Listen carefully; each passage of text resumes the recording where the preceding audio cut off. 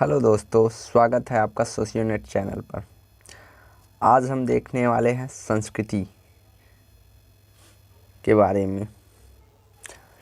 संस्कृति शब्द का प्रयोग हम दिन प्रतिदिन के जीवन में निरंतर करते रहते हैं। जैसे हमारी संस्कृति की इजाज़त नहीं देती या हमारी संस्कृति के विरुद्ध है आदि, इस प्रकार के शब्दों का हम प्रयोग करते रहते हैं।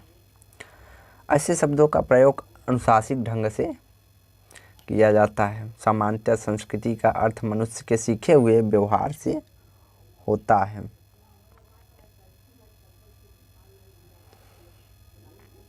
मनुष्य के व्यवहार के कई पक्ष जैसे जैविकी व्यवहार, भूख लगना, नींद लगना, चलना आदि मनोवैज्ञानिक व्यवहार हैं।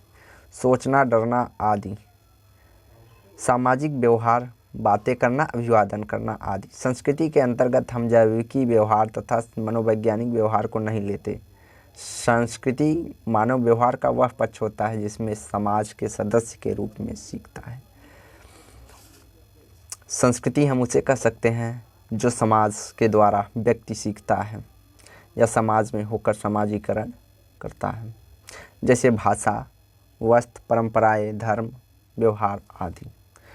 संस्कृति परिभाषा टाइलर के अनुसार, संस्कृति में समस्त सीखा हुआ व्यवहार, ज्ञान, विश्वास, कला, आचार, विधि, प्रथा तथा अन्य क्षमताएं और आदतें जो व्यक्ति को किसी समाज के सदस्य के रूप में नाते अर्जित करनी पड़ती है या सीखनी पड़ती है, उसे हम संस्कृति कह सकते हैं। संस्कृति की अन्य परिभाषाएं इस प्रकार हैं।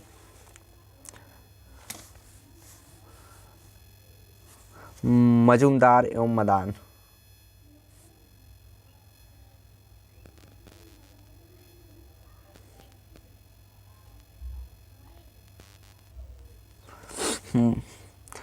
लोगों को जीवन जीने के ढंग को संस्कृत मानते हैं।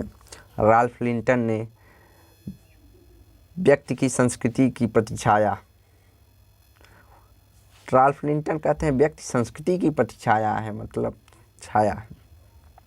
बोगार्ट्स कहते हैं संस्कृति किसी समूह के कार्य करने और विचार करने की समस्त रीतियां हैं। बीर स्ट्रीट कहते हैं संस्कृति किसी समूह के कार्य करने और विचार करने की समस्त रीतियां हैं। बीर स्ट्रीट कार्य करने एवं विचार करने एवं आसपास रहने की रीतियां ही संस्कृति को मानते हैं।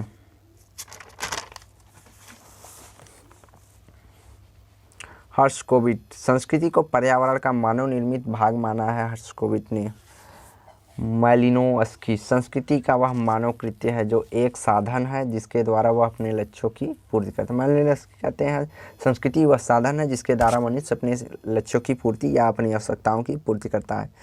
संस्कृति व्यक्ति के जीवन जीने की संपूर्ण विधि है, यह मालिनोव्स्की का कहना है।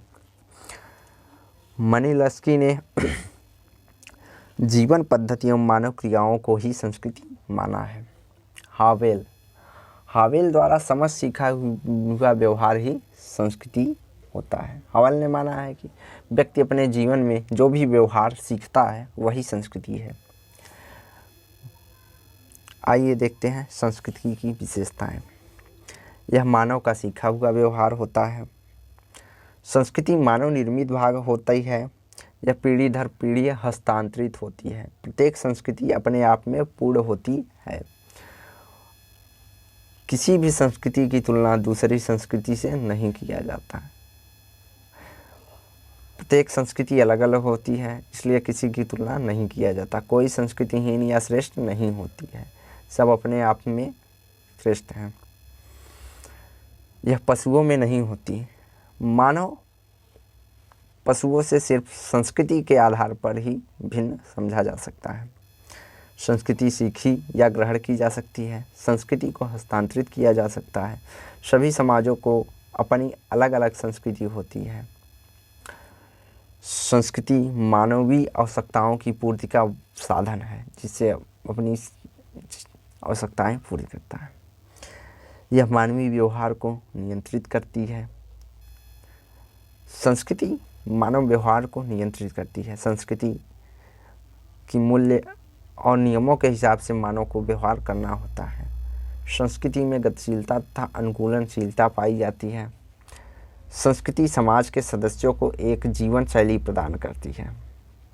संस्कृति समाज के सदस्यों को एक जीवन शैली अर्थात मूल्य और नियमों प्रदान करती है, जिससे ग्रहण करके उसके हिसाब से आदमी व्यवहार करता है। संस्कृति सदस्यों के लिए आदर्श होती है।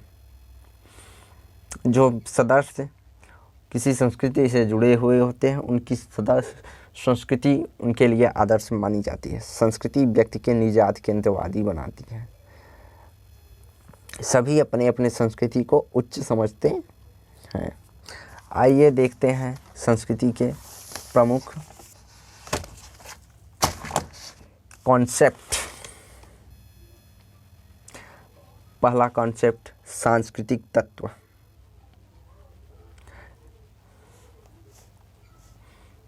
Cultural trend. यह संस्कृति की लघुतम इकाई है।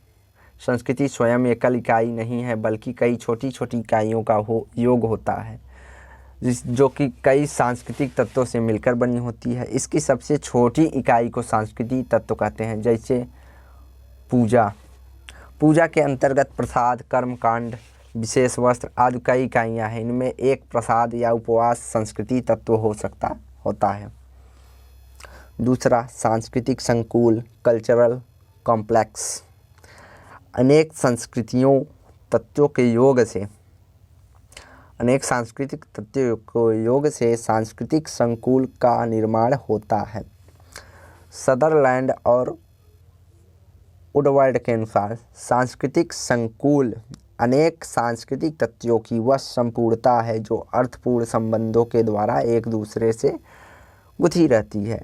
सदरलैंड और वुडवर्ड कहते हैं कि सांस्कृतिक संकुल सांस्कृतिक तत्वों की संपूर्ण भाग को कहेंगे जो अर्थ के अनुसार क्रमबद्ध तरीके से एक दूसरे से जुड़ी हुई होती हैं। इस प्रकार कहा जाता सकता है कि सांस्कृतिक संकुल अनेक सांस्कृतिक तत्वों से मिलकर बनने वाली संस्कृति की एक बड़ी इकाई है। जैसे कि विवाह को ले लें, इसमें कई सांस्कृतिक तत्व हैं, जैसे सगाई, वरमाला, सप्तपदी, प्रीति भोज, विदाई आदि। इन्हीं तत्वों के योग को मिलाकर विवाह, जिसे हम सांस्कृतिक संकुल कह सकते हैं। तीसरा उपसंस्कृति या सब कल्चर। जब किसी मुख्य संस्कृति के अंतर्गत एक विशिष्ट या लघु संस्कृति विकसित हो जाती है तो उसे उपसंस्कृति या सब कल्चर कहते हैं। मुख्य संस्कृति उपसंस्कृति का विरोध नहीं करती है। जैसे भारतीय संस्कृति के अंतर्गत पंजाबी, राजस्थानी, हिमाचली, बंगाली आदि उपसंस्कृतियाँ मानी जाएंगी। प्रतिसंस्कृति या काउंटर कल्चर, यह उपसंस्कृति के विपरीत होता है। प्रतिसंस्कृति के विचार, व्यवहार, प्रतिमान आदि मुख्य संस्कृति का विरोध करते हैं या विरोधाभासी होते हैं। मुख्य संस्कृति इनका विरोध करती है। जैसे गैंग, हिप्पी, अघोरी ये संस्कृति को नहीं मानते हैं या सांस्कृतिक के अनुसार व्यवहार नहीं करते हैं। सांस्कृतिक प्रेरणाएं। यह अवधारणा मारिस और ओपलर के अनुसार सांस्कृतिक प्रेरणाएं घोषित या अघोषित एक सिद्धांत या अवस्था है जो सामान्यतः व्यवहार को नियंत्रित करती हैं या प्रेरणा देती हैं, जिसे समाज मान्यता देता है। सरल शब्दों में समझे तो जैसे भारतीय संस्कृति को ले लें। भारतीय संस्कृति का थीम है मोक्ष, धर्म, ईश्वर और आध्यात्म आदि। अब आम भारतीय को देखकर समझा जा सकता है कि वह इसी थीम के इर्द गिर्द अपने विचार या व्यवहार को विकसित करता या नियंत्रित करता है। मोक्ष और धर्म के लिए ही अपने व्यवहार को करता है। चूँकि सभी समाजों के सांस्कृतिक थीम अलग अलग होते हैं, इसलिए विभिन्न संस्कृतियों में इतनी भिन्नताएं पाई जाती हैं।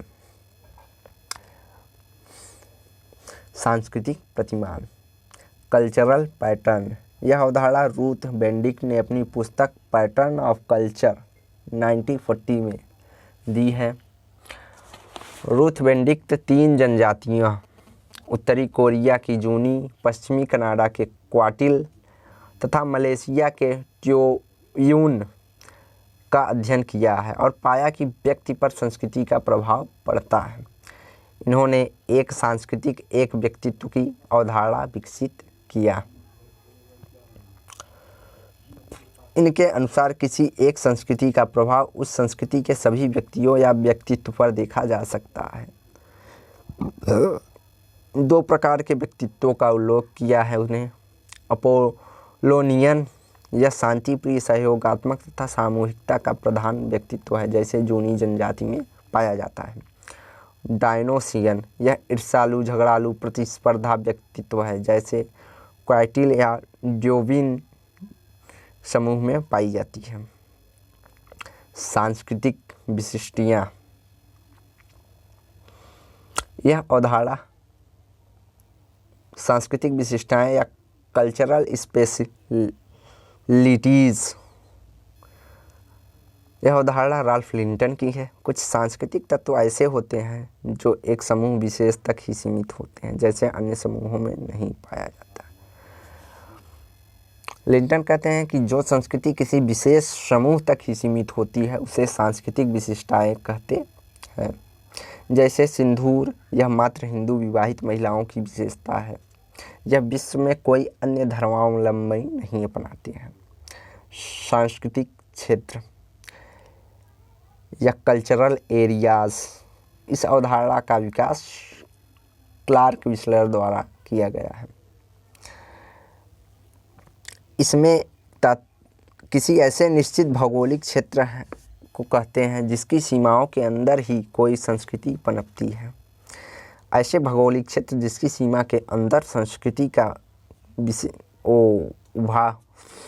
उत्पत्ति होती है, क्योंकि संस्कृति के विकास में पर्यावरण आदि का प्रभाव होता है तथा पर्यावरण एक क्षेत्र से दूसरे क्षेत्र में बदल जाता है, इसीलिए संस्कृतियाँ भी एक क्षेत्र से दूसरे क्षेत्र के समान नहीं होती, जैसे राजस्थानी संस्कृति, बंगाली संस्कृति, अमेरिकी संस्कृति आदि।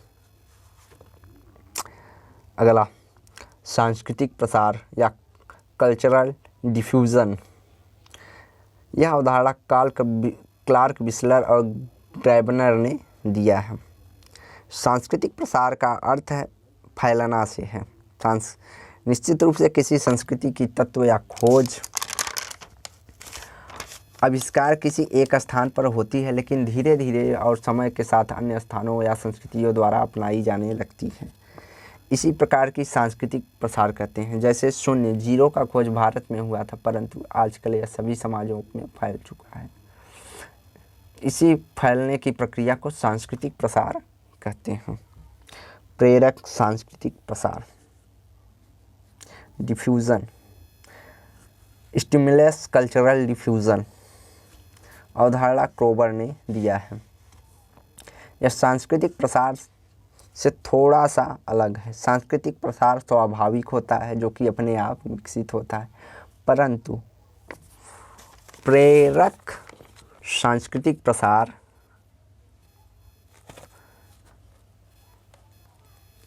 मुख्यतः ऐसा होता है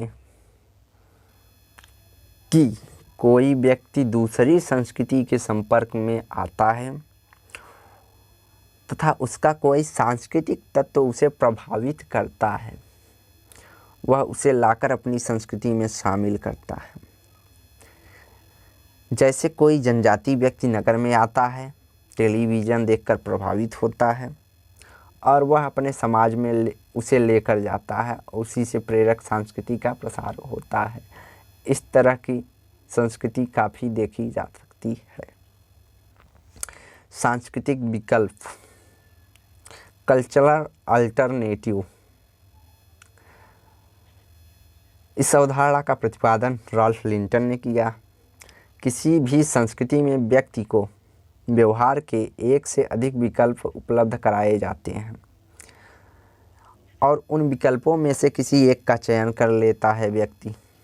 संस्कृति द्वारा उपलब्ध कराए गए विकल्पों को सांस्कृतिक विकल्प कहते हैं। जैसे भारत में विवाह समारोह में शामिल होने के लिए किसी महिला को यह विकल्प दिया जाता है कि वह साड़ी या सूट या लहंगा में से कुछ भी पहनकर आ सकती है। यही सांस्कृतिक विकल्प है, परंतु हाफ पैंट पहनकर नहीं जा सकती, क्योंकि भारतीय संस्कृति में इस विकल्प को उपलब्ध नहीं कराया गया है, जैसा कि पश्चिमी संस्कृतियों में पाया जाता है।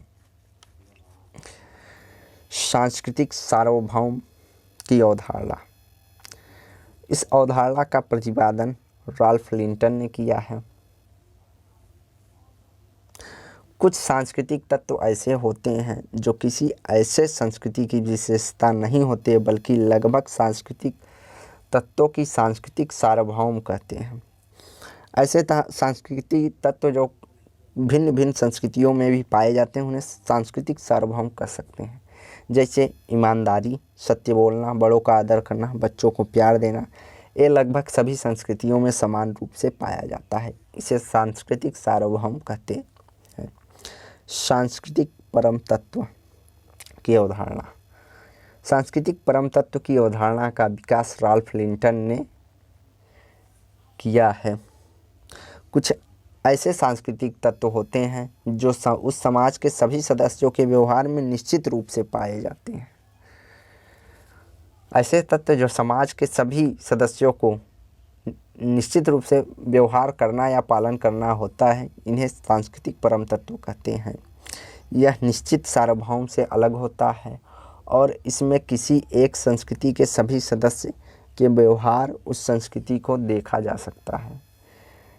इस संस्कृति में किसी एक संस्कृति के सभी सदस्यों में समान रूप से उस व्यवहार को देखा जाता है। जैसे हिंदू विवाहित महिलाओं का सिंदूर लगाना या सिखों का पगड़ी पहनना आदि। चैनल को लाइक सब्सक्राइब करें। धन्यवाद।